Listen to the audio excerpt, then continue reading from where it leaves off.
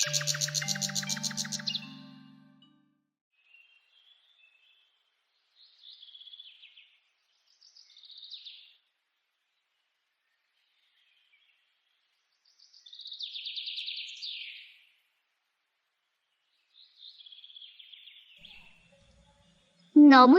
Sir, আমি প্রীতি, এই স্কুলের নতুন শিক্ষিকা। ও হ্যাঁ হ্যাঁ, আজ স্কুলে একজন সহকারী শিক্ষক আসার কথা। আপনি কি সে? জি স্যার। প্রীতি, আজ আর আপনার ক্লাস নেওয়া হলো না, কারণ একটু আগে বিদ্যালয় ছুটি হয়ে গেছে। আমি জরুরি কাজে কিছু কাজ করার জন্য এখানে এসেছি। কাল আপনাকে বিদ্যালয়ে সবার সাথে পরিচয় করিয়ে দেবো। কাল থেকে আপনি ক্লাস নেবেন। ঠিক আছে স্যার। দাঁড়িয়ে আছেন কেন? বসুন। তা আপনার বাড়ি কোথায় প্রীতি? মাধবপুর। মাধবপুর? ওখানে তো আমারও বাড়ি। মাধবপুর কোন গ্রামে আপনার বাড়ি? কৈলাসপাড়া গ্রাম স্যার। আশ্চর্য, ওই গ্রামে তো আমারও বাড়ি। তাহলে আমি আপনাকে চিনতে পারছি না কেন? আপনি মনে হয় অনেক বছর গ্রামে যান না, তাই আমাকে চিনতে পারছেন না। তা ঠিক, কাজের ব্যস্ততায় প্রায় 7-8 বছর আমার গ্রামে যাওয়া হয় না।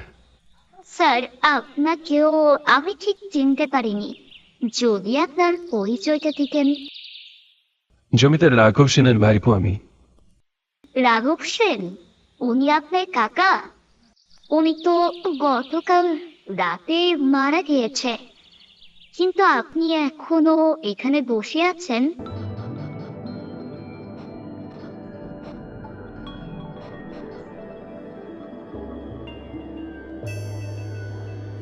মারা গিয়েছেন মানে? এইসব কি বলছেন আপনি? কাকা মারা গেলে কেউ না কেউ তো অবশ্যই আমাকে কল করে জানাতো। আমি সত্যি বলছি স্যার, এখানে আসার আগে আমি দেখে এলাম জমিদার মশাই মারা গিয়েছেন। আগামীকাল ভোরবেলা ওনার শেষ কার্য সম্পন্ন করা হবে। আপনি যদি এখনই রওনা দেন তাহলে রাতের মধ্যে বাড়ি পৌঁছে যেতে পারবেন। প্রীতির কথা শুনে আমি ভীষণ অবাক হলাম। কাকা মারা গেলেন, অথচ আমাকে কেউ একটিবারও জানালো না। প্রীতিকে দেখে অনেক সহজ সরল এবং কোমল হৃদয়ের মনে হচ্ছে। না না, ও মিথ্যা বলতে পারে না। আমি তাড়াহুড়ো করে বিদ্যালয় থেকে বের হয়ে বাড়ির উদ্দেশ্যে রওনা হলাম।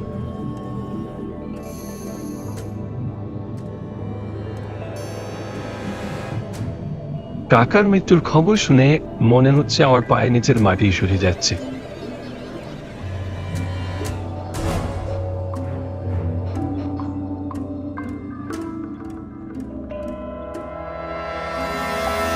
এমন খবর শোনার জন্য আমি মোটেও প্রস্তুত ছিলাম না। ছোটবেলা থেকে কাকা আমাকে কোলে পিঠে করে মানুষ করেছেন।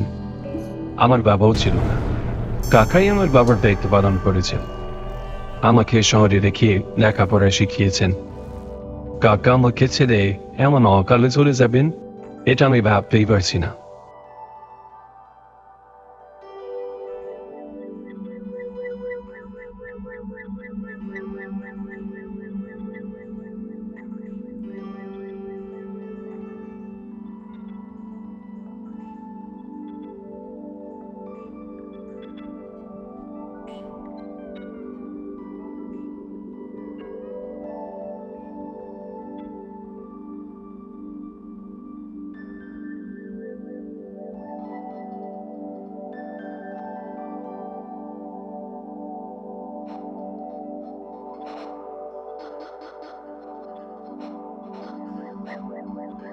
জানি না এত কষ্ট আমি কেমন করে সামলাবো।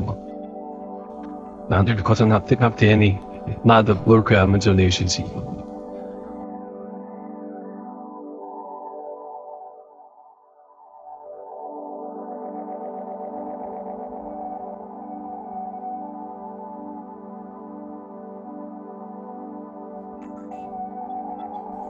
স্টেশন এক প্রকার ফাঁকাই ছিল।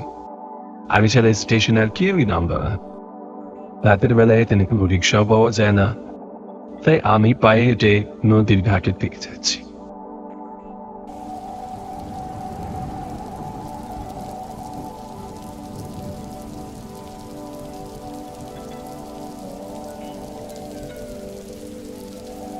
নদী পার হলেই আমার কৈলাসপাড়া গ্রাম।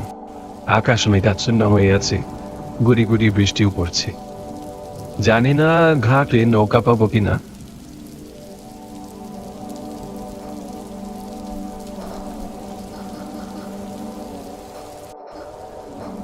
বেশ কিছুটা পথ এগিয়ে এসে দেখলাম নদীর ঘাটে কিছু মানুষ জড়ো হয়ে আছে।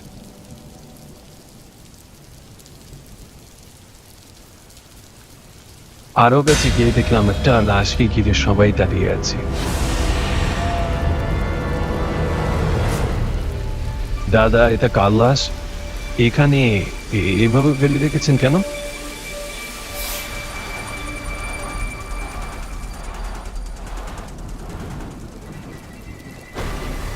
কার লাশ তা তো বলতে পারবো না বাবু, নাম পরিচয় জানা যায়নি। এর আগে কখনো এই গ্রামে দেখেছি বলে মনে হয় না। তাহলে পুলিশকে খবর দিন, পুলিশ এসে বেওয়ারিশ লাশ নিয়ে যাক। না না, গ্রামে পুলিশ আসুক এটা আমরা চাই না বাবু। তাহলে লাশটির শেষ কাজ করানোর ইচ্ছা করুন।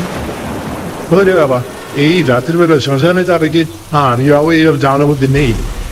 কি আশ্চর্য, লাশটা যদি আপনার পরিবারের হতো তাহলে কি এমনটা করতে পারতেন? বেওয়ারিশ লাশ বলে কি এই লাশের শেষ কাজ সম্পূর্ণ করা হবে না? ঠিক আছে, আমি এই লাশের শেষ কাজ করছি। মাঝি ভাই, চলো আমাকে শ্মশান ঘাটে নিয়ে যান। ও মা গো, আপনি কি বলছেন বাবু? এ মাঝরাতে লাস্টে আমি শ্মশান ঘাটে যাবনি। না না, আমি পাবনি। বড় আজের মানুষ তো আপনারা, লাশের শেষ কাজও করাবেন না, শ্মশান ঘাটেও নিয়ে যাবেন না, তাহলে কি লাশটা এখানে পড়ে থাকবে? চৌধুরী বাবু, আমি আপনাকে নিয়ে যাচ্ছি। মাঝের কথা শুনে আমার মনটা আনন্দে ভরে গেল। সত্যি দুনিয়াতে এখনো ভালো মানুষ আছে। লাশ নিয়ে আমি তাড়াতাড়ি নৌকায় উঠে বসলাম। লাশটা আপাতমস্তক ঘাটা। এটা কোনো নারীর লাশ নাকি পুরুষের লাশ আমি তাও জানি না। লাশটির শেষ কাজ তাড়াতাড়ি সম্পূর্ণ করে আমাকে বাড়ি ফিরতে হবে।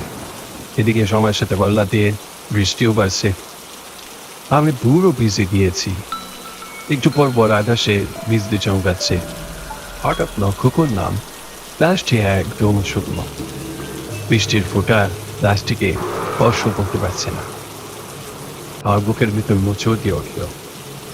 ভয়ে হাত পা ঠান্ডা হয়ে যাচ্ছে। নিজের মনকে শান্ত করার চেষ্টা করতে থাকলাম। নৌকা যখন ঠিক মাঝ নদীতে আসলো তখন দেখলাম উপর থেকে কিছু কালো ছায়া এসে লাশটির আশেপাশে ঘুরছে।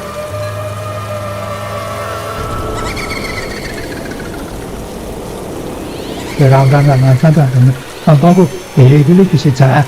নৌকা ভারী মনে হচ্ছে যেন। না, আমি কিছুতে সামনে উঠতে পারছি না। ভয় পেও না মাঝি ভাই, মনে সাহস রাখো। বিপদের সময় অস্থির হতে নেই। বাজি তার গায়ের সমস্ত শক্তি দিয়ে বই ঢালাইছে, কিন্তু কিছুতেই যেন নৌকার সামনের দিকে এগোতেই পারছে না। মনে হচ্ছে কেউ খুব শক্ত করে নৌকা টেনে ধরে রেখেছে। হঠাৎ নদী দিয়ে প্রচন্ড ঝড় শুরু হয়। ঝড়ে নৌকা তার গতি ঠিক রাখতে পারছে না। এলোমেলোভাবে নদীতে নৌকা চলছে। বাতাসের গতির সাথে নৌকা পেরে উঠছে না। মনে হচ্ছে এখনই নৌকা হয়তো ডুবে যাবে। একটা সময় প্রচন্ড বাতাসে লাশের উপর থেকে সাদা চাদরটা সরে যায়। হাওয়ায় আবার বুকের ভিতরটা খেপে ওঠে। আমি দেখলাম এটা আমার স্কুলের সহকারী শিক্ষিকা প্রীতির লাশ। প্রীতি আমার দিকে বড় বড় চোখ করে তাকিয়ে আছে। আমি ভীষণ অবাক হলাম, নিজের চোখকে বিশ্বাস করতে পারছি না। তাই মাঝিকে ডেকে বললাম, দাদা লাশটিকে একটু দেখুন তো। হ্যাঁ, মাঝি প্রচন্ড ভয়ে চিৎকার করে নদীতে ঝাঁপ মারল। বুঝতে পারলাম আমি চোখে ভুল দেখছি না। আমার চোখের সামনে যা ঘটছে তা ভয়ঙ্কর সত্য। ভয় আমার বুকের ভিতরটা পানি শূন্য হয়ে যায়। গলা শুকিয়ে কাটুনে গিয়েছে। নদীতে ঝাঁপিয়ে পড়ার সাহসটুকু পাচ্ছি না। মনে মনে ঈশ্বরের নাম জপ করতে লাগলাম। এত বৃষ্টির মধ্যেও আমি ঘামাচ্ছি। হঠাৎ খুব অদ্ভুতভাবে ঝড় ফেলে যায় এবং সেই কালো ছায়াগুলো আবারও নৌকায় ভর করে, আর নৌকা আপনা আপনি শ্মশান ঘাটের দিকে যেতে থাকে। সে আশ্চর্য, এতক্ষণ মাঝি শত চেষ্টা করেও শ্মশান ঘাটের দিকে এগোতে পারছিল না, আর এখন নৌকা নিজে নিজেই শ্মশান ঘাটের দিকে এগোচ্ছে।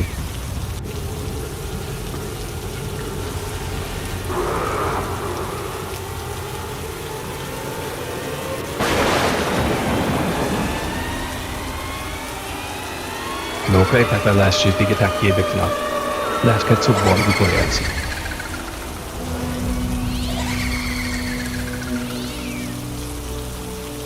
বুঝতে পারছি না কি হচ্ছে কি এসব, আর কেমন পাচ্ছি।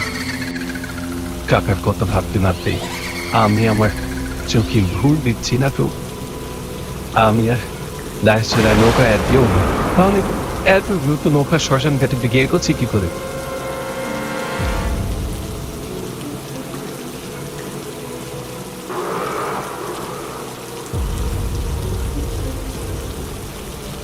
নৌকা শ্মশান ঘাটে থামতেই আমি লাশ ফিরে দৌড়ে পালানোর চেষ্টা করি, কিন্তু লাশটা হিংস্র গতিতে আমার হাত চেপে ধরে। ভয়ে আমি চমকে উঠি। প্রচন্ড ক্রোধে লাশটার চোখ দুটো লাল টকটকে হয়ে আছে। মনে হচ্ছে তার ক্রোধের আগুনে এক্ষুনি আমি পুরো ছাই হয়ে যাব। ভয়ে আমার বুকের ভিতরটা কেঁপে উঠে, হাত পা ঠিক করে কাঁপতে শুরু করলো। আমি চিৎকার করে শরীরের সমস্ত শক্তি দিয়ে আমার হাত থেকে সেই হাতটা চালিয়ে দৌড়াতে শুরু করলাম। তখন আবারও ঝড় শুরু হয়। প্রচন্ড ঝড়ে আমি দিশাহারা হয়ে যাই। আমার বাড়ি ফিরে যাওয়ার পথ খুঁজে পাচ্ছি না, কোন দিকে যাবো কিছুই বুঝতে পারছি না। বারবার ঘুরে ফিরে আমি সেই শ্মশান ঘাটে সেই প্রেতাত্মাটার সামনে চলে আসছি, আর প্রেতাত্মাটা খুব ভয়ঙ্কর ভাবে হাসছে।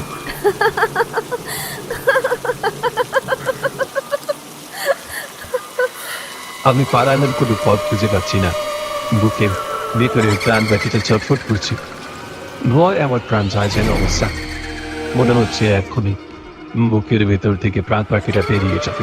হঠাৎ প্রেতাত্মাটা ওর সামনে এসে দেখাল আর খুব কর্কশ ভাবে বললো, কোথায় পালাবি? তোর পালানোর পথ নেই। আমার খাওয়া থেকে কিছুতেই তুই বাঁচতে পারবি না।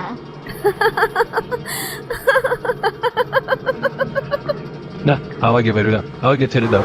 আমি যদি কোনো ভুল করে থাকি তাহলে আমাকে ক্ষমা করে দাও, কিন্তু অনেক কাছে খাওয়াই কার। না, তোর কোনো ক্ষমা নেই। তোর বুক চিরে হৃৎপিণ্ড বের করে আমি রক্ত চুষে খাবো, তবেই আমার আত্মা শান্ত হবে। কেন কেন তুমি আমার সাথে আমার নিশ্চয়তা করতে চাইছো? আমি তোমার লাশের শেষ কাজ করতে চাই না, আবার তুমি আমার প্রাণ কেড়ে নিতে চাইছো। কি ক্ষতি করেছি? তুই আমার কোনো ক্ষতি করিসনি, কিন্তু যে কাকার জন্য তুই শহর থেকে গ্রামে ছুটে এসেছিস, তোর সেই কাকা আমার ক্ষতি করেছে। তোর কাকার জন্য আজ আমার এই পরিস্থিতি হয়েছে। তোর কাকাকে আমি হত্যা করে ফেলেছি। এখন তোকে হত্যা করে তোর বংশকে নির্বংশ করে ছাড়বো। আমার কাকা এমন কি ক্ষতি করেছে? আমার বাবা মারা যাওয়ার পর আমার পরিবার শহরেই সেটেল হয়ে যায়। গ্রামে আমাদের খুব একটা আশা হতো না।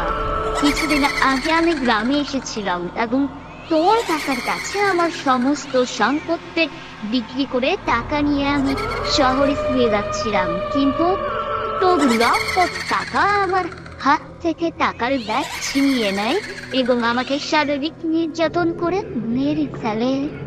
তোর কাকাকে আমি মেরে ফেলেছি, এখন তোর টানা। না না, তুমি আমার সাথে এমনটা করতে পারো না। আমি মানছি আমার কাকা পাপ কাজ করেছেন, আর তুমি তার পাপের শাস্তি আমাকে দিতে চাইছো, কিন্তু কাকার পাপের শাস্তি তুমি আমাকে দিতে পারো না। আমার কাকা অপরাধ করেছে, আমি নই। তাছাড়া আমি তো তোমার শেষ কাজ সম্পূর্ণ করতেই যাচ্ছিলাম। দয়া করে আমাকে ছেড়ে দাও। তোমার যে সম্মান হানি হয়েছে আমি হয়তো তা ফিরিয়ে দিতে পারবো না, কিন্তু আমি কথা দিচ্ছি আমি তোমার টাকা আমি তোমার পরিবারের কাছে পৌঁছে দেব। আমার কথা শুনে প্রেতাত্মাটির মন নরম হয়ে যায়।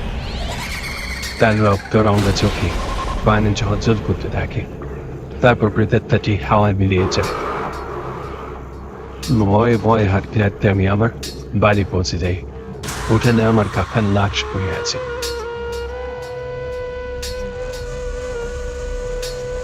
কাকাকে এই অবস্থায় দেখতে আমার বুকটা হু হু করে কেঁদে উঠল। এই পৃথিবীতে আমার আপন বলতে কেউই রইল না। কাকার শেষ কাজ সম্পূর্ণ করে আমি শহরে ফিরে যাই এবং মেয়েটির পরিবারের কাছে টাকার ব্যাগটি গুছিয়ে দিই।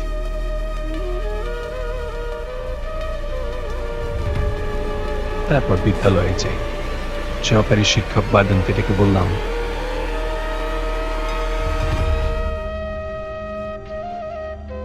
বাদন স্যার, গতকাল কি আমাদের স্কুলে কোনো সহকারী শিক্ষিকা যোগদান করেছিল? না স্যার, গতকাল আমাদের স্কুলে কেউই যোগদান করেনি। আর যিনি নিয়োগ পেয়েছেন তিনি একজন শিক্ষক। শুনেছি এখনই আসবে। কেন যেন আমার মনে হচ্ছে প্রীতি শুধু আমাকে গ্রামে নিয়ে যাওয়ার জন্যই গতকাল এসেছিল। প্রীতির পরিণতির জন্য আমার বড্ড মায়া হচ্ছে।